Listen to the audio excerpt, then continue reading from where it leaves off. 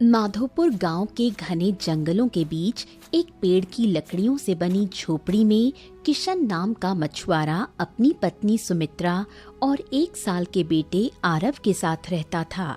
किशन मेहनती और शांत स्वभाव का था, जो हर दिन नदी में मछलियां पकड़कर अपने परिवार का पेट पालता था।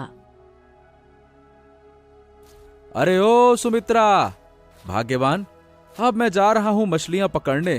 कहा है कि नदी की धार बड़ी तेज है, देर भी हो सकती है। ठीक है, तो तू आरव का ध्यान रखना। इसका बदन तो अब रोज तपता रहता है, कुछ ठीक नहीं लगती इसकी हालत। ध्यान रखना अच्छे से। हाँ जी हाँ, आप तो जैसे हर बार यही बोलते हो। आपको तो सिर्फ आरव की चिंता रहती है, पर क्या आपको नहीं पता कि ये मेरा भी बेटा है। मैं इसे अपनी जान से भी बढ़कर चाहती हूँ।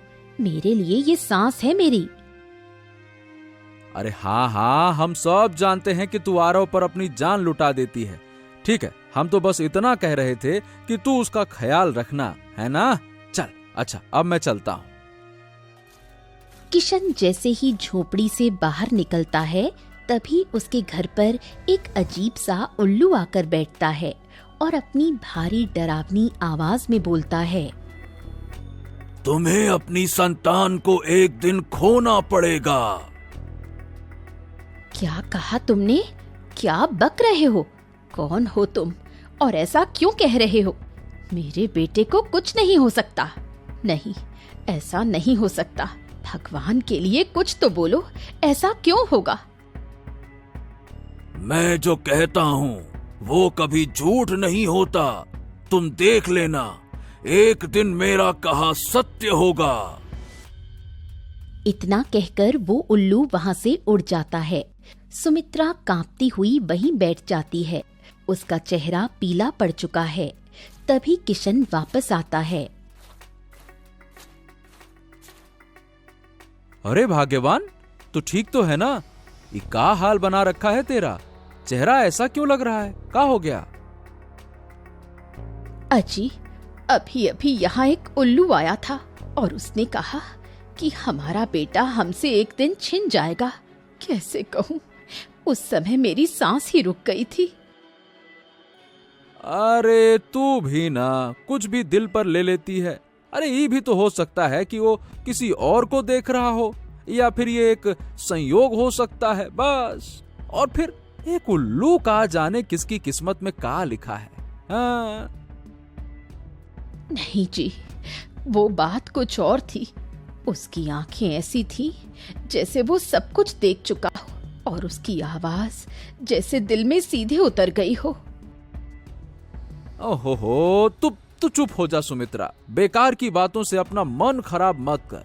हम मछलियां पकड़ने जा रहे हैं, तू अपना ख्याल रखना, ठीक है ना? हाँ ठीक है जी, आप कहते हो तो मान लेती हूँ, पर ये डर दिल से जा नहीं रहा। हर वक्त आरव के माथे पर हाथ रखकर देखती हूँ, कहीं बुखार तो नहीं। समय बीतने लगता है। एक रात सब सो रहे होते हैं, तभी सुमित्रा को पेड़ के भीतर से एक गूंजती हुई आवाज सुनाई देती है। तुम इस पेड़ को छोड़ दो, नहीं तो तुम्हें तुम्हारी संतान से हाथ धोना पड़ेगा। ये सुनते ही सुमित्रा घबराकर उठ बैठती है। नहीं तो उसका माथा पसीने से तर होता है, दिल तेजी से धड़क रहा होता है। उसे तुरंत उस उल्लू की कही बात याद आती है। हे भगवान, ये क्या हो रहा है? क्या सच में इस पेड़ में कोई रहस्य छुपा है? ये आवाज उसी उल्लू की बातों से मिलती जुलती क्यों है? वो कुछ कहने जाती है, पर फिर रुक जाती है, क्योंकि किशन पहले भी उसकी बात टाल चुका था। वो मन में सब दबा लेती है, पर तभी पेड़ की एक मोटी टहनी अचानक टूटकर सीधी उसके बेटे की ओर गिरती है। तभी सुमित्रा बिना कुछ सोचे अपने बेटे आरव को उठाकर दूर हट जाती है। हे भगवान, मेरे लाल, तुझे कुछ नहीं हुआ। बस इसी दिन से डर रही थी मैं। किशन, जल्दी उठो। हमारा बेटा, हमारे बेटे पर जरूर कोई खतरा है। अब मुझसे और नहीं रहा जाता किशन। ये पेड़ कुछ बोलता है। इसकी टहनियां खुद गिरती हैं और मेरे बेटे पर खतरा बनकर मंडराती हैं। मैं अब इस पेड़ के पास नहीं रह सकती। ए सुमित्रा, तू घबरा मत, है ना? हम जल्दी कुछ न कुछ करते हैं। अरे हम कहीं और झोपड़ी बना लेंगे, पर तब तक तो हमें यहीं रहना होगा ना।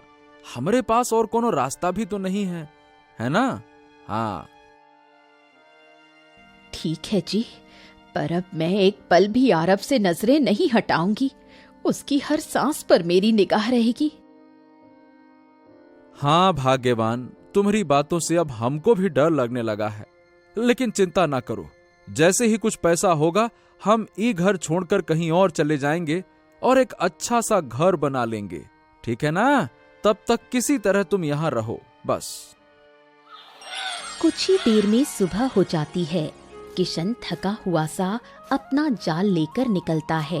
वो तालाब की तरफ बढ़ता है, पर जैसे ही पानी में झांकता है तो देखता है कि एक भी मछली नहीं है। पानी बिल्कुल शांत है। हे भगवान, ये क्या हो गया? आज तो तालाब में एको मछली नहीं है। अब हम घर लेकर क्या जाएंगे? हमरा आरव तो सुबह से भूखा बैठा है, उसका तो दूध भी नहीं है। हे भगवान, अब मैं क्या करूं? अपने भूखे बेटे को दूध कहां से लाकर दूं? किशन मायूस होकर खाली जाल लेकर घर लौटता है। झोपड़ी के पास पहुंचते ही अंदर से बच्चे के जोर जोर से रोने की आवाज आती है। सुमित्रा उसे गोद में उठाए खुद भी रो रही होती है। देखो जी, ये कब से रो रहा है। मैंने तो चावल का पानी भी पिलाने की कोशिश की, पर इसके गले से कुछ नहीं उतरा। इसका बदन गर्म हो गया है अब तो। हमने बहुत कोशिश की सुमित्रा, तालाब में एको मछली नहीं थी, खाली हाथ लौट आए।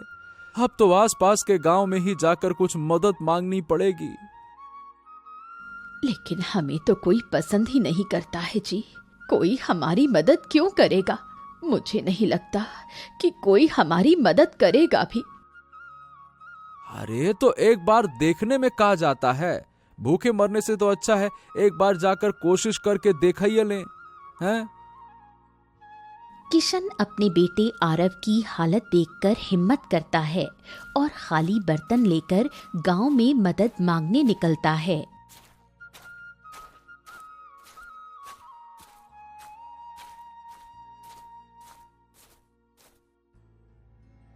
ए भैया, जरा सा दूध मिल जाता तो हमारे बेटे आरव की जान बच जाती। कब से भूखा है, उसकी तबीयत बहुत खराब है। हमारे पास पैसे भी नहीं है कि उसके लिए दूध ला सके। कुछ रहम कर दीजिए, दे दीजिए दूध।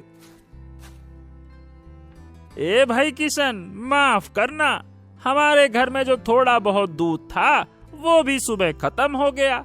अब तो हमारे बच्चे भी बिना दूध के ही सो रहे हैं। खुद सोच, तू क्या करेगा? अरे एक बच्चा है तो तुम्हारा ये हाल है।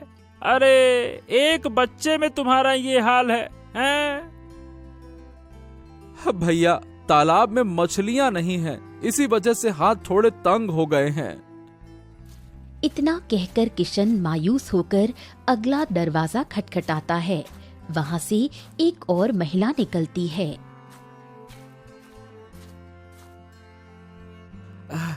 बहन, थोड़ा सा पैसा ही दे दो, दूध लाकर पिला दूं अपने बेटे आरव को। उसकी हालत देखी ना जाती, हर सांस जैसे टूट रही है। भैया, हमारे घर में खुद 2 दिन से चूल्हा नहीं जला। अब तो भगवान से ही आस है, माफ करो। किशन का दिल बैठने लगता है। वो तीसरे घर की तरफ बढ़ता है, पर वहाँ का आदमी दरवाजा खोलकर एक नजर डालता है और फिर बिना कुछ कहे दरवाजा बंद कर लेता है। अब तो कोई दरवाजा ना खुलेगा। लगता है इंसानों से ज्यादा उम्मीद करना ही बेवकूफी है। अब तो हमको जमींदार के पास ही जाना पड़ेगा। अपने बेटे को लेकर जाता हूँ तो शायद जमींदार पैसे देने से मना ना करे, दे दे कुछ। हाँ,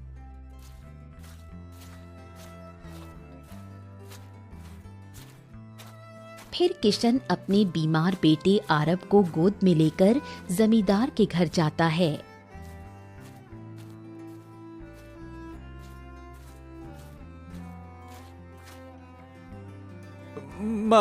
मालिक राम राम। हमारा बेटा आरव बीमार है, बहुत रो रहा है। दूध के बिना उसकी हालत बहुत बुरी हो गई है। आपके दरवाजे पर आखिरी आस लेकर आया हूँ। थोड़ा दूध या कुछ पैसा दे दो मालिक, कुछ तो दे दो, मदद कर दो। किशन, तुम्हारे जैसे लोग बस रोने के लिए पैदा हुए हैं। अरे तुम्हारे पास एक बच्चा है और उसका दूध तक नहीं जुटा सकते हैं? अच्छा काम करो, वो बच्चा हमको दे दो और मैं वैसे भी निसंतान हूं, उसे अपनी संतान बना लूंगा। जब तेरे पास पैसे हो जाएं तो वापस ले जाना। क्या कहता है? हाँ, ये क्या कह रहे हो मालिक? हमारा आरव हमारी जान है, उसको हम कैसे दे दें? भले ही भूखा मर जाऊंगा पर उसे किसी और की झोली में नहीं डाल सकता। नहीं नहीं नहीं नहीं, ये हमसे ना हो पाएगा। हाँ तो ठीक है, फिर उसको भूखा मरने दे। तेरा बेटा रोते रोते दम तोड़ देगा, फिर चाहे जितना पछता लेना, जब बेटा ही नहीं रहेगा तो क्या कर लेगा? किशन सोच में डूब जाता है। तभी उसे आरव की बेसुध हालत याद आती है। अगर हम उसे नहीं दूंगा तो वो मर जाएगा। मालिक, हम अपनी जान देकर भी उसे नहीं बचा सकते, मजबूरी है हमारी। वो भारी मन से अपने बेटे आरव को जमींदार की गोद में देता है। आरव, तुम्हें किसी और को देकर जा रहे हैं, पर तू हमेशा हमारा ही रहेगा। हम तुझे लेने जरूर आएंगे। हम और तुम्हारी माँ बहुत मेहनत करेंगे, बहुत सारे पैसे कमाएंगे और फिर तुमको यहाँ से ले जाएंगे। तब तक जमींदार जी हमारे बेटे का ख्याल रखना। बेटा, तुम भी अपना ख्याल रखना।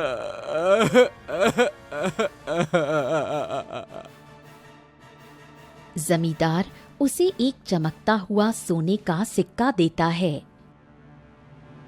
ये ले पैसा। मुझे ये खून के आंसू से भीगा सिक्का नहीं चाहिए। मैं अपनी मजबूरी बेचने नहीं आया था, मैं सिर्फ अपने बेटे को बचाने आया था।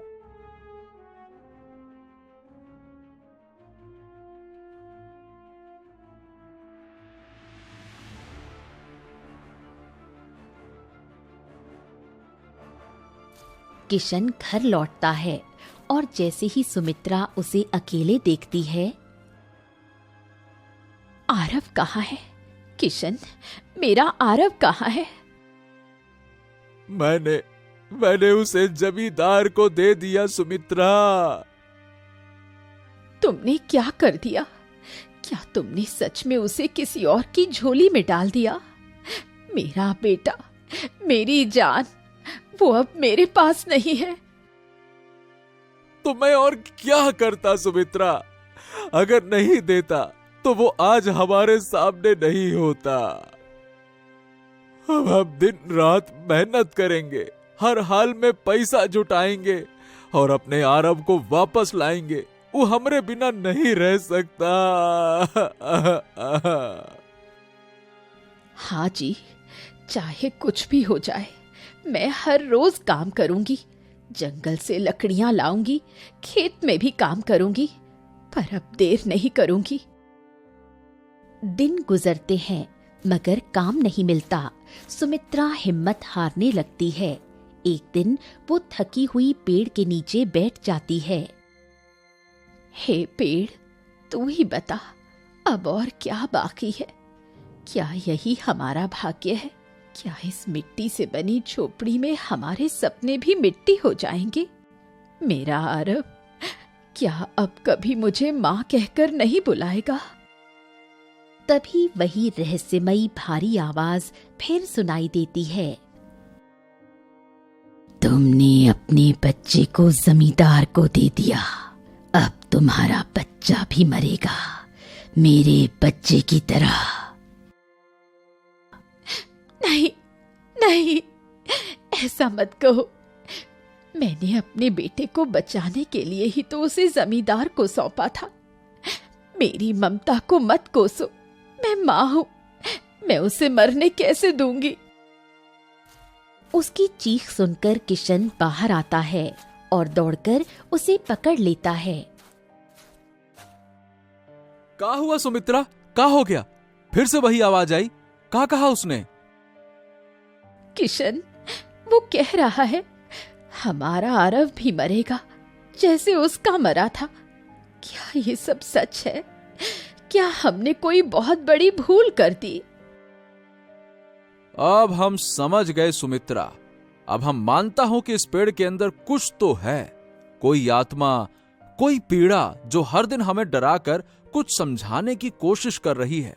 हाँ, अगर सच में ऐसा है तो हमें कुछ करना होगा। हमें अपने बेटे को जमींदार के घर से वापस लाना ही होगा। मैं उसे किसी और की गोद में नहीं देख सकती। चलो अभी चलते हैं।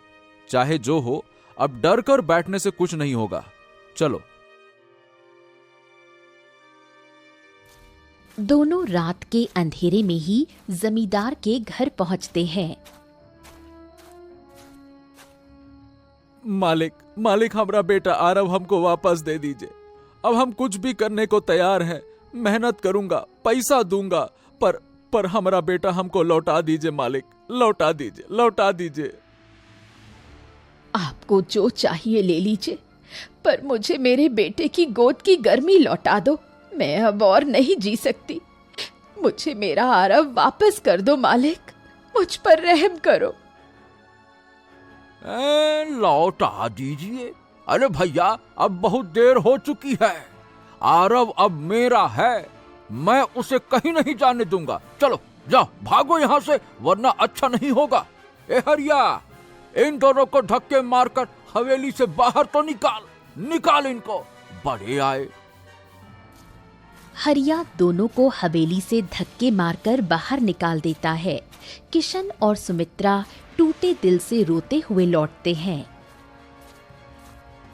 सुमित्रा, हम हार नहीं मानेंगे। चाहे कुछ हो जाए, हम आरव को वापस ला कर रहेंगे, किसी भी कीमत पर। हाँ। अगले दिन सुबह सूरज की किरणें झोपड़ी के पास पड़े उस पेड़ पर पड़ती हैं। तभी अचानक वहां एक गधा आता है, जो अजीब सी आंखों से किशन की तरफ देखता है। तुम दोनों बहुत दुखी हो, मैं जानता हूँ क्यों। हाँ, तू बोल रहा है? तू कौन है और तू हमको जानता कैसे है? मैं उस जमींदार के यहाँ पहले काम करता था। मैं उसका राज जानता हूँ जो कोई नहीं जानता। एक दिन उसने कुछ ऐसा किया था जिसकी सजा उसे आज भी मिल रही है।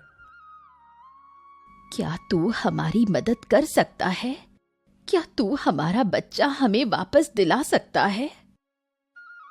अगर तुम दोनों अपना बेटा वापस पाना चाहते हो तो तुम्हें राजमहल जाना होगा और इस पेड़ का रहस्य सुलझाना होगा, क्योंकि यही पेड़ वो कड़ी है जो तुम्हारे दुखों का कारण भी है और समाधान भी। हाँ, तो ठीक है, हम तैयार हैं। बताओ हमको कहाँ जाना होगा। हम जाएंगे, चाहे रास्ता कितना भी कठिन क्यों ना हो, पर हमें हमारा बेटा वापस चाहिए। तो चलो, अब समय आ गया है कि जमींदार का सच सामने लाया जाए और इस पेड़ की पीड़ा को भी मुक्त किया जाए। गधा किशन और सुमित्रा महल की तरफ जाने लगते हैं और कुछ ही घंटों में महल के भव्य द्वार पर खड़े होते हैं। सैनिक उन्हें घूरते हैं, पर गधा बड़ी गंभीरता से आगे बढ़ता है और कहता है, हमको राजा से मिलना है और ये मामला किसी साधारण बात का नहीं है, बल्कि एक आत्मा की पीड़ा का है। हे भगवान, ये गधा बोल कैसे रहा है? नहीं नहीं नहीं नहीं, लगता है कि हमारी आंखों का धोखा है। ए भैया, कहाँ खो गए? दरवाजा खोलिए, हमको महाराज से कुछ जरूरी बात करनी है। ठीक है, मैं खोलता हूँ, रुको। सैनिक डर के मारे गेट खोल देता है और सभी दरबार के अंदर चले जाते हैं। महाराज, हमें आपसे कुछ आवश्यक बात करनी है। हैं? कौन हो तुम दोनों, और तुम्हारे साथ ये बोलने वाला गधा कौन है? बोलो, तुम्हें क्या समस्या है? महाराज, हम माधोपुर गांव के निवासी हैं, हम मछुआरा हैं। ये हमारी पत्नी सुमित्रा है। हम उस पुराने पेड़ के पास एक झोपड़ी में रहते हैं, जहां से कुछ समय पहले हमारी पत्नी ने एक रहस्यमयी आवाज सुनी। वही आवाज जिसने कहा कि हमारा बेटा मर जाएगा। महाराज, मेरे बेटे की हालत इतनी खराब थी कि हमें मजबूरी में उसे जमींदार को देना पड़ा, क्योंकि हमारे पास दूध तक नहीं था। और फिर उस पेड़ ने दोबारा आवाज दी कि जमींदार से हमारा बेटा वापस ले आए, नहीं तो वो भी मरेगा जैसे वो मरा था। ये वही आवाज क्या फिर से सुनाई दी जो सालों पहले गांव वालों ने सुनी थी? सालों पहले जमींदार ने कहा था कि वो आवाजें झूठ थीं, गांव वालों की कल्पना है वो, और अब फिर से वही आवाज लौट आई है। मंत्री जी, तुरंत जमींदार को बुलाओ। जो आज्ञा महाराज। थोड़ी देर में जमींदार दरबार में आता है। जमींदार, ये क्या सुन रहा हूं? उस पेड़ से फिर से वही आवाज आई है। तुमने वर्षों पहले हमसे कहा था कि वो आवाजें झूठी थीं, लोगों की अफवाह थी। तुमने कहा था कि वो कोई भ्रम है। क्या है ये सब? महाराज, ये लोग झूठ बोल रहे हैं। ये सब एक योजना है इनकी, मुझको फंसाने की। कोई आवाज वावाज नहीं आती है। ये सब मिलकर मेरा अपमान कर रहे हैं महाराज। महाराज, मैं एक माँ हूं, मैं क्यों झूठ बोलूंगी? मैंने खुद उस रात वो आवाज सुनी थी। वो कह रही थी कि मेरा बेटा मरेगा। मैं अब हर रात डर में जीती हूँ। क्या मेरी ममता पर भी कोई शक करेगा? हमरे पास ना पैसा है ना ताकत, पर हमरे पास सच है महाराज। हमने सब कुछ खो दिया, अपने बेटे को किसी और की झोली में डाल दिया। अब अगर आपने हमारी बात ना सुनी तो हम तो पूरी तरह से टूटिए जाएंगे। क्या बचेगा हमारे पास? राजा थोड़ी देर सोचता है, फिर मंत्री की ओर मुड़ता है और गंभीरता से कहता है। मंत्री जी, आप तुरंत माधोपुर गांव जाइए और उस पेड़ की जांच करवाइए और पता लगाइए कि वो आवाज क्या है। अगर इस बार भी जमींदार ने हमें अंधेरे में रखा है तो फिर सजा भी वैसी होगी जैसी एक झूठे विश्वासघाती को दी जाती है। जो आज्ञा महाराज, मैं आज ही रवाना होता हूं। महाराज, समय बहुत कम है। जमींदार जो छुपा रहा है वो केवल वही पेड़ जानता है। वहां की मिट्टी, वहां की हवा और उस आवाज की सच्चाई आज नहीं तो कल सबके सामने ही आएगी। तुम चिंता मत करो, इस बार न्याय मिलेगा। मंत्री माधोपुर गांव पहुंच चुका था। वो उस पेड़ के पास जाता है जहां किशन और सुमित्रा की झोपड़ी थी। वो पेड़ को ध्यान से देखता है और उसके नीचे की मिट्टी में कुछ कंपन महसूस करता है। वो एक घुटने के बल बैठता है और पेड़ की जड़ों पर हाथ रखता है। तभी एक रहस्यमयी आवाज गूंजती है। हम माफी का इंतजार कर रहे थे मंत्री जी। तो तुम कौन हो? तुम जानना चाहते हो मैं कौन हूं ना? तो सुनो मंत्री, मैं उस जमींदार की बेटी हूं जिसने मुझे इस दुनिया में आने से पहले ही बोझ समझ लिया। मैंने कभी रोशनी नहीं देखी, न माँ की गोद का प्यार पाया, बस इसलिए क्योंकि मैं लड़की थी, ताकि उसकी जमीन, उसका नाम, उसका लालच आगे बढ़े। और जब पता चला कि मैं लड़की हूँ, उसने मेरी मासूम सांसों को इसी पेड़ के नीचे मिट्टी में मुझे दफन कर दिया।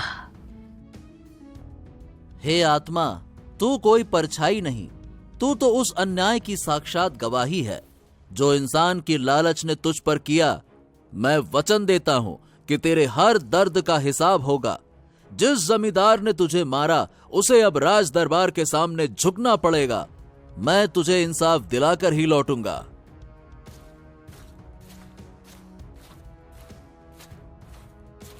मंत्री तेजी से राजमहल लौटता है और सीधे दरबार में प्रवेश करता है, जहां राजा उसकी प्रतीक्षा कर रहा होता है। किशन, सुमित्रा और गधा भी वहां मौजूद होते हैं। कहो मंत्री जी, क्या पता चला? क्या सच में उस पेड़ के नीचे कोई रहस्य छुपा है? महाराज, जब मैं उस पेड़ के पास पहुंचा तो वहां कोई आम बात नहीं थी। जैसे ही मैंने ध्यान लगाया तो मुझे एक आत्मा की आवाज सुनाई दी। वो कोई हवा का भ्रम नहीं था, वो दर्द था। एक मां की कोख से निकली बेटी की पुकार, जो वर्षों से उसी मिट्टी में दबी हुई रो रही थी। आत्मा की आवाज, पुकार, दबी हुई। मंत्री जी, आप साफ साफ बताइए, क्या कहा उसने? माजरा क्या है? महाराज, उस आत्मा ने बताया कि वो जमींदार की ही बेटी थी। जन्म लेते ही उसे इसलिए मार दिया गया क्योंकि वो पुत्र नहीं थी। उसे बोझ समझकर उसी पेड़ के नीचे गाड़ दिया गया। वो कहती है, मुझे जीने का हक नहीं दिया गया। मैं सिर्फ इसलिए मिटा दी गई क्योंकि मैं लड़की थी।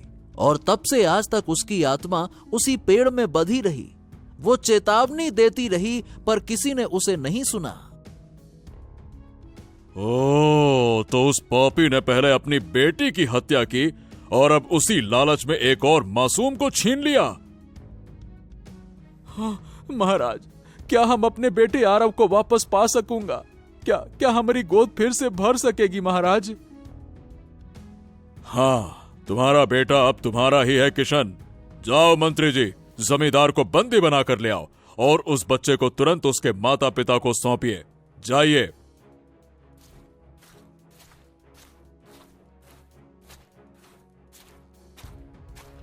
कुछ ही देर में सिपाही जमींदार को दरबार में पकड़े हुए लाते हैं।